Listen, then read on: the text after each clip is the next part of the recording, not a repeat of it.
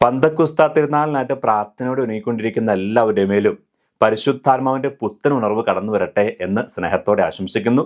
നമുക്ക് ഒരുമിച്ച് പ്രാർത്ഥിക്കാം. ഒരുമിച്ച് പരിശുദ്ധാത്മാവിൻ്റെ പുതിയ വരങ്ങളും കൃപകളും സ്വീകരിക്കുകയും ചെയ്യാം. ബൈബിളിലെ ചില വ്യക്തികൾ പരിശുദ്ധാത്മാവിനെ സ്വീകരിക്കുന്നത് ഒരുമയോടെ പ്രാർത്ഥിക്കുമ്പോഴാണ്.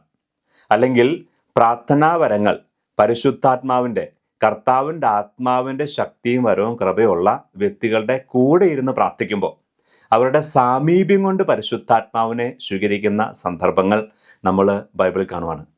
അതിന് ഒരു ഉദാഹരണം സാമുവേൽ പ്രവാചകന്റെ 1-ാം പുസ്തകം 10-ാം അധ്യായം 10-11 വാക്യങ്ങൾ. സാവൂളും ഭൃത്യനും ഗബയായിലെത്തിയപ്പോൾ പ്രവാചകഗണത്തെ കണ്ടു. ഉടൻ ദൈവത്തിൻ്റെ ആത്മാവ് അവനിൽ ശക്തമായി പ്രവർത്തിച്ചു. അവനും അവരോടൊത്ത് പ്രവചിച്ചു. സാവൂളിനെ മുൻപ് അറിയാമായിരുന്നവരെല്ലാം അവൻ പ്രവചിക്കുന്നത് കണ്ടപ്പോൾ പരസ്പരം ചോദിച്ചു, കിഷിന്റെ മകന് എന്തുപറ്റി? സാവൂളും പ്രവാചകനോ? ഈ ദൈവവചനത്തിൻ്റെ സന്ദർഭം നമുക്കെല്ലാവർക്കും അറിയാം.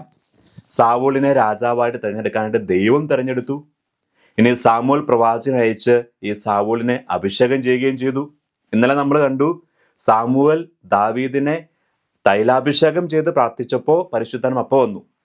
പക്ഷേ ഇത് മറ്റൊരു ഉദാഹരണം, മറ്റൊരു സന്ദർഭം, പരിശുദ്ധാത്മാവിനെ സ്വീകരിക്കാനുള്ള മറ്റൊരു വഴി ദൈവത്തിൻ്റെ വചനം പറഞ്ഞു തരാണ്. ഇവിടെ സാമുവേൽ തൈലാഭിഷേകം ചെയ്ത് പ്രാർത്ഥിച്ചപ്പോഴല്ല പരിശുദ്ധാത്മാവ് അവൻ്റെ മേൽ ശക്തമായിട്ട് കടന്നു വന്നത്, മറിച്ച് അതിനുശേഷം അവൻ തിരികെ പോകുമ്പോൾ ഇതാ ഒരു പ്രവാചകഗണത്തെ കാണുക. എന്താ പ്രവാചകഗണത്തിൻ്റെ പ്രത്യേകത? അവർക്ക് പ്രവചന വരവുണ്ട്. അവർ പരിശുദ്ധാത്മാവ്, കർത്താവിൻ്റെ ആത്മാവ് നിറഞ്ഞവരാണ്. അപ്പം അങ്ങനെ ആ പ്രവാചകഗണത്തെ കണ്ടുമുട്ടിയപ്പോൾ ഇതാ സാവൂളും അവരുടെ കൂടെ പ്രവചിക്കാൻ തുടങ്ങി. വചനം പറയുവാണ്, കൃത്യമായിട്ട് പറയുവാണ്, ഉടൻ ദൈവത്തിൻ്റെ ആത്മാവ് അവനിൽ ശക്തമായി പ്രവർത്തിച്ചു.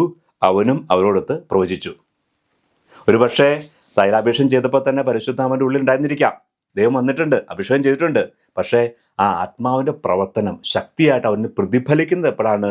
അത് ആ പ്രവാചകഗണത്തെ കണ്ടുമുട്ടിയപ്പോൾ അവരുടെ സാമീപ്യത്തിലാണ്. അവനും പ്രവചിക്കാൻ തുടങ്ങി. അപ്പം അതിനു മുമ്പ് സാവൂളിനെ അറിയാവുന്നവർ, സാവൂൾ ഇങ്ങനെ പ്രവചിക്കാറൊന്നുമില്ല, സാവൂളിന് ഇങ്ങനെ പരിശുദ്ധാത്മാവിൻ്റെ ദൈവത്തിൻ്റെ ആത്മാവിൻ്റെ വരങ്ങളൊന്നുമില്ല, അത് അവനിൽ പ്രകടമായിട്ട് കണ്ടിട്ടില്ല എന്നറിയാവുന്നവരാണ്. അവനെ അറിയാവുന്നവർ പറയുവാണ്, സാവൂളിന് എന്തു പറ്റി? ഇവനും പ്രവാചകനായിട്ട് മാറിയോ? പ്രിയപ്പെട്ടവരെ, നമുക്കും കൂട്ടായ്മയിൽ പ്രാർത്ഥിക്കാൻ വേണ്ടി പരിശ്രമിക്കാം. പ്രത്യേകിച്ച് നമുക്ക് പ്രാർത്ഥിക്കാൻ ഒരു ആഗ്രഹം ഉണ്ടെങ്കിൽ ഉന്മേഷത്തോടെ പ്രാർത്ഥിക്കാൻ, പ്രാർത്ഥനയെ വളരാൻ, പ്രാർത്ഥന വളരാൻ. ഇനി മാത്രമല്ല, പ്രാർത്ഥിക്കുമ്പോൾ തളർച്ചയും ക്ഷീണവും മടുപ്പും അകറ്റാനുമായിട്ട് നമുക്ക് കൂട്ടായ്മയെ പ്രാർത്ഥിക്കുന്നത് നല്ലതാണ്. ചിലപ്പോഴൊക്കെ നമ്മുടെ ഭവനത്തിൽ തന്നെ കൂട്ടായ്മ നമുക്ക് പ്രാർത്ഥിക്കാം. അത് കുടുംബ പ്രാർത്ഥന, അത് വേണം. ഇനി അത് കൂടാണ്ട് ചിലപ്പോൾ അയൽപക്കങ്ങളിലൊക്കെയുള്ള പ്രാർത്ഥിക്കാൻ താല്പര്യമുള്ളവർ, നമുക്കറിയാലോ, ഏകദേശം അടുത്തുള്ളവരൊക്കെ മനസ്സോ സ്വഭാവമൊക്കെ നമുക്കറിയാം. അപ്പം അങ്ങനെ താല്പര്യമുള്ളവരുണ്ടെങ്കിൽ നമുക്കൊന്ന് സമീപിക്കാം. നമുക്ക് ഒന്നിച്ചൊന്ന് പ്രാർത്ഥിച്ചാലോ? ദിവസം 1 മണിക്കൂർ ഒന്നിച്ച് പ്രാർത്ഥിച്ചാലോ? അല്ലെങ്കിൽ ആഴ്ച ഒരു ദിവസം 1 മണിക്കൂർ ഒന്നിച്ച് പ്രാർത്ഥിച്ചാലോ? ഇനി നമ്മുടെയൊക്കെ ഒത്തിരി ഇടവകളിൽ ഇങ്ങനെ പ്രാർത്ഥനാ കൂട്ടായ്മകളുണ്ട്. ചിലപ്പോൾ ചിലരെങ്കിലും അതിനെയൊക്കെ പുച്ഛത്തോടെ നോക്കാറുണ്ട്. പ്രിയപ്പെട്ടവരെ, അത് കൂട്ടായ്മയുള്ള പ്രാർത്ഥനയാണ് എങ്കിൽ അത് കർത്താവിൻ്റെ പ്രവർത്തനം നമുക്ക് സ്വീകരിക്കാൻ പറ്റിയ ഒരു അവസരമാണ്. പരിശുദ്ധാത്മാവിനെ സ്വീകരിക്കാൻ പറ്റിയ അവസരമാണ്. അങ്ങനെയുള്ള കൂട്ടായ്മകളിൽ ചേരാനും ഇനി അവിടെ പോയിരുന്ന് ഉത്സാഹത്തോടെ പ്രാർത്ഥിക്കാനും നമുക്ക് പരിശ്രമിക്കാം. ഈശോ നമ്മെ അനുഗ്രഹിക്കട്ടെ.